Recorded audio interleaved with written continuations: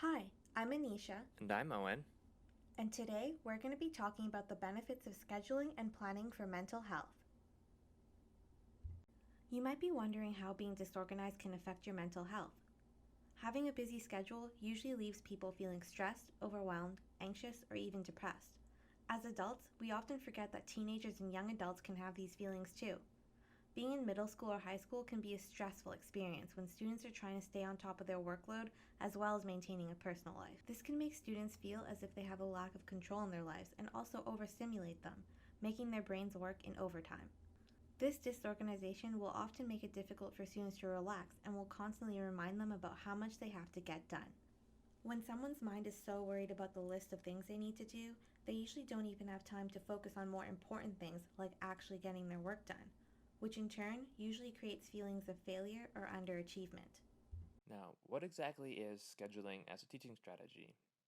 Well, a good schedule is essentially a plan for carrying out tasks and achieving goals, giving lists of intended events, dates, and times throughout a certain period. In this case, either a day in the classroom or a classroom week. These plans can also vary in how specific they are and can be tailored depending on the exact student's needs. Some students may grasp the plans very easily, while others may need some extra instruction to help guide them throughout the schedule. So, why should you use schedules as a teaching strategy to reduce mental health symptoms? Well, when a student knows exactly what to expect, they usually feel a lot more comfortable.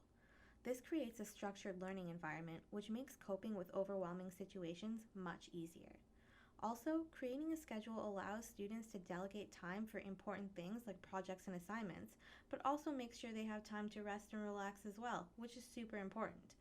Lastly, schedules can provide a visual breakdown of tasks the student needs to complete on different days, which is much less overwhelming than a long, unorganized list in their head. Here are some tips on how to use schedules and planners more effectively. First of all, the basic structure of a schedule should have enough flexibility to allow the teacher to respond to unanticipated events, such as behavioral problems, technological difficulties, or perhaps earthquakes.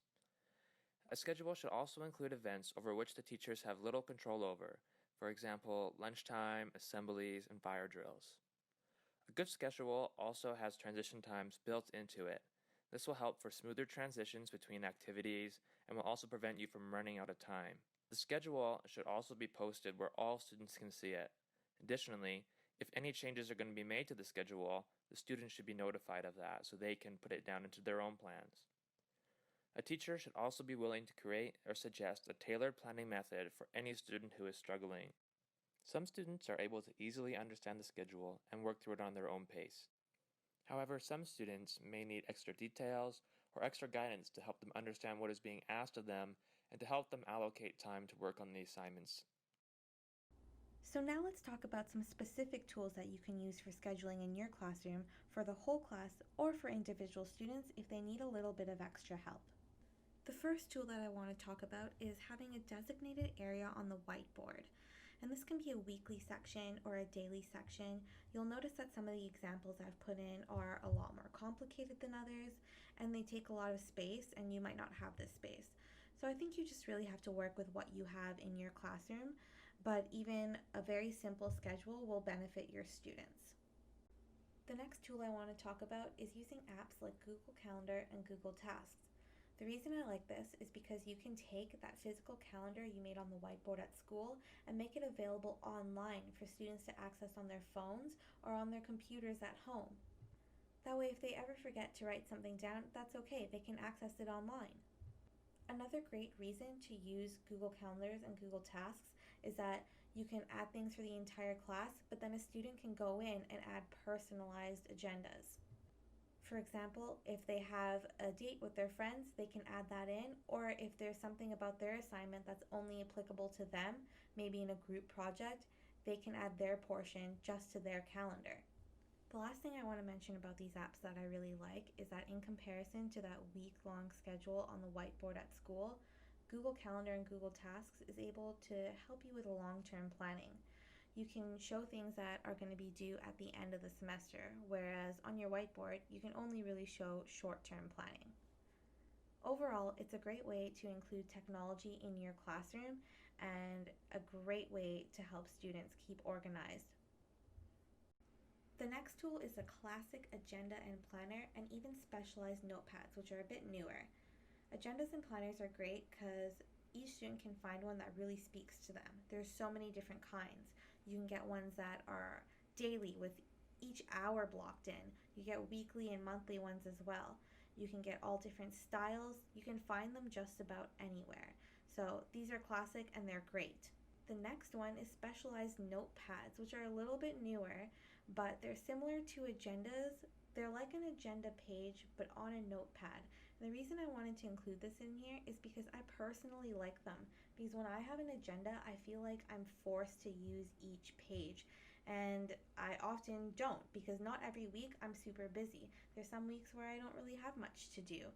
And in that case, I feel like I'm wasting paper or I have to put something down in there, which actually just kind of causes more stress. So I like these notepads because I can just keep it on my desk, and if there's a week that I'm busy, it's there for me to use, and weeks that I'm not, I don't have to stress about it. So I really like these. Another cool way to schedule is using a bullet journal, which is a creative way to plan. It's essentially an empty notebook where you make a planner from scratch. It's almost equal parts planner and diary. People not only add things they need to do, but they add anecdotal notes, illustrations, and other fun stuff as well. I think a lot of people like these because of how personalized it is. Sometimes you find that one planner that's almost perfect, but it doesn't have that one section you really needed, or it has that extra section you don't want, and it's sort of a waste of space. With bullet journals, you don't really have that problem. It's all up to you. I personally don't use these because I find it stressful when I don't draw something perfect and I don't like the way it looks, or I just can't make enough time in the day to do something this elaborate. But I've seen so many people thrive with these. People who are extremely visual and it comes so naturally to them. So it definitely works for a lot of people. Another thing that's super cool and different from a planner versus a bullet journal is that with a planner, you'll probably finish the year and toss it and get a new one. With a bullet journal, a lot of people like to keep these as mementos of their year, which is pretty cool. And that's it for examples of tools you can use for scheduling and planning in your classroom and for individual students. I'm sure there are tons more out there, but these were our favorite that we found and really wanted to share with you guys. Here are a few things to remember when creating a schedule of your own. First, make them predictable. When students know what to expect during the school day and the school week, it cultivates more productive students because they don't have to worry, they don't have to stress or guess about what's asked of them. They can just see it and relax. Therefore, greater learning occurs. Also, just because you have a schedule set doesn't mean you can just walk away and leave the students to it. Many students will still need to be directly taught what to do to successfully tackle the expectations within the schedule. And remember that schedules help students become better organized, better understand what is being asked of them, feel more secure, relaxed, and ultimately have less worry.